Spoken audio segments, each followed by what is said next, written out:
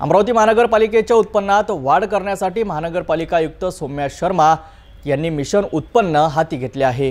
या मोहिमेअंतर्गत कर वसुली वेगवान करण्यासोबतच अनाधिकृत बांधकामावरून महसूल मिळवण्यासाठी कठोर पावले उचलण्याचे निर्देश देण्यात आले आहेत।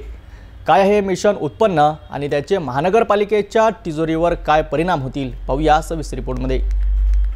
तर महानगरपालिकेच्या उत्पन्न वाढ करण्यासाठी आपण सर्वप्रथम आपला एक मुख्य स्रोत इन्कमचा आहे ते हे मालमत्ता कर। तर मालमत्ता करमध्ये असं निदर्शनास आलं आहे की बहुतशे लोकांनी आपला कर पे केला नाही आहे आणि त्यासोबत आपल्याकडे मागच्या वर्षाचे एरियर्स पण आहे। तर असे केसेसमध्ये आपण डिवाइड केला आहे जे ज्या लोकांचे भरपूर जास्त त्यांच्यावर आहे एरियर असे लोकांना सर्वप्रथम टार्गेट करणार।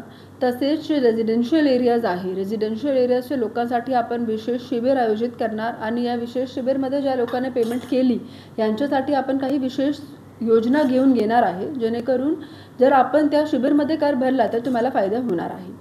त्यासोबतच आपल्याकडे जे तिसरे असे काही लोक आहेत कमर्शियल झोन, इंडस्ट्रियल झोन यांच्याकडे पण वेगळी उपयोजना घेऊन येणार आहे।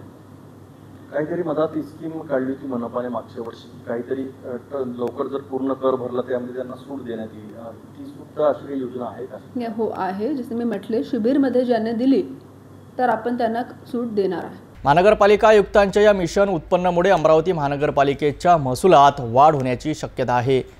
थकबाकीदारांवरील कारवाई आणि अनाधिकृत बांधकामावरून शुल्क आकारण्याची यामुळे प्रशासनाला आर्थिक बळकट मिळेल अशी अपेक्षा आहे।